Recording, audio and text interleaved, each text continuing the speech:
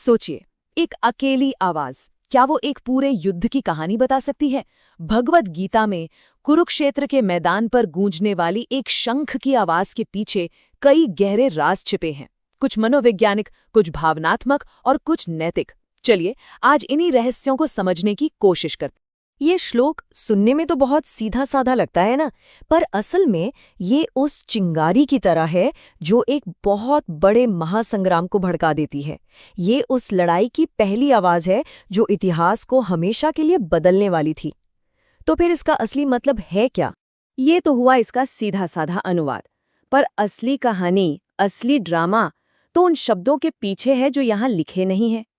सोचिए जरा, भीष्म जैसे महान योद्धा को, कुरुवंश के पितामह को, दुर्योधन को खुश करने की जरूरत क्यों पड़ी? ये अपने आप में कौरव सेना के सबसे बड़े नायक की मन की हालत के बारे में बहुत कुछ बताता है। तो इस एक पल की गहराई में उतरने के लिए सबसे पहले हमें इस काम को ही समझना होगा। शंख का बजना, ये सिर्फ एक शोर नहीं था।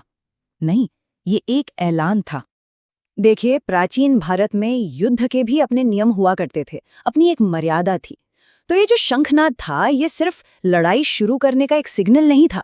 नहीं, ये इस बात का ऑफिशियल अनाउंसमेंट था कि अब बातचीत का, समझौतों का समय खत्म हो चुका है। इस एक आवाज के साथ भीष्म ने महाभारत के युद्ध की औपचारिक शुरुआत कर। लेकिन सवाल ये उठता है कि सबसे पहले भीष्म ही शंख क्यों बजाते हैं? वो असल में क्या मैसेज देना चाह रहे थे? और यही सवाल हमें हमारे दूसरे हिस्से पर लाता है, एक गर्जना, एक आश्वासन। ध्यान दीजिए, श्लोक में सिर्फ ये नहीं कहा गया कि उन्होंने शंख बजाया। नहीं, कहा गया है कि वो आवाज एक सिंह गर्जना जैसी थी। जरा कल्पना कीजिए उस आवाज की जो पूरे युद्ध के मैदान में गूंज उठी होगी। ये शक्ति का, अधिकार का एक खुला प्रदर्शन था। भीष्म सिर्फ एक रस्म नहीं निभा रहे थे, वो एक इरादा जाहिर कर रहे थे। तो अगर हम सतह पर देखें, ऊपर ऊपर से, तो भीष्म का इरादा बिल्कुल साफ था, अपने पोते और अपने राजा दुर्योधन में हिम्मत भरना। एक तरह से ये अपनी सेना के सेनापति का अपने राजा के लिए वफादारी दिखाने का तरीका था। लेकिन क्या बस इतनी ही सी बात थी? नहीं, क्योंकि हर महान कहानी की तरह जो सतह पर दिखता है उसके नीचे बहुत कुछ चल रहा होता है। वफादारी और कर्तव्य की इस परत के ठीक नीचे एक गहरा मनोवैज्ञानिक संघर्ष था, और यही हमें हमारे तीसरे हिस्से पर लाता है, भय और करुणा। दुर्योधन को हिम्मत देने के अलावा वो कौन सी भावना थी जिसने भीष्म को इतनी जोरदार गर्जना करने पर मजबूर किया?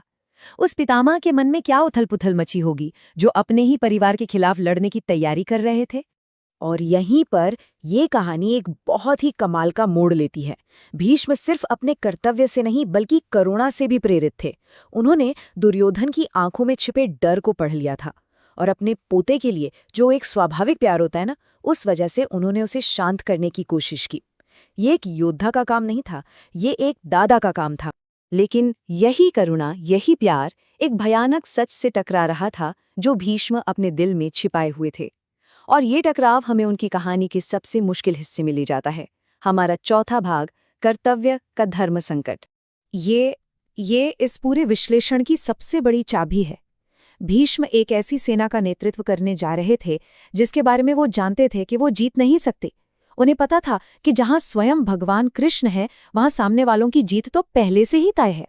तो फिर ये एक बहुत गहरा सवाल खड़ा करता है, कोई इंसान इतनी हिम्मत से, इतनी ताकत से उस लड़ाई के लिए क्यों लड़ेगा जिसका नतीजा उसे पहले से ही पता हो? आखिर कौन सी चीज किसी व्यक्ति को ऐसा करने पर मजबूर कर सकती है? इसका जवाब है कर्तव्य, एक अटूट कर्तव्य की भावना। वो शंखनाद सिर्फ दुर्योधन को शांत करने के लिए नहीं था, ये एक कसम थी। भीष्म अपने राजा से और शायद खुद से ये कह रहे थे कि नतीजा चाहे जो भी हो, वो अपनी पूरी ताकत से लड़ेंगे, कोई झिझक नहीं, कोई ढिलाई नहीं। तो जब हम इन सारी परतों को एक साथ रखते हैं तो हमें क्या मिलता है? ये हमें हमारे अंतिम निष्कर्ष पर लाता है, एक क्षण अनेक अर्थ। तो इस तरह एक शंख की गूंज में हमें कई कहानियां सुनाई देती हैं। ये युद्ध का ऐलान था, एक डरे हुए राजा के लिए हिम्मत की गर्जना थी, एक दादा का प्यार था, और किस्मत में फंसे एक योद्धा की अटूट कसम थी। सब कुछ बस उस एक आवाज में। भीष्म की ये जो दुविधा है ना, ये सिर्फ एक पुरानी कहानी नहीं है, ये हमारे अपने जीवन का एक आईना है। कितनी ही बार हम ऐसी स्थितियों में फंसते हैं जहां हमारा कर्तव्य हमें उस रास्ते पर ले जाता है जिसे हम दिल से सही नहीं मानते।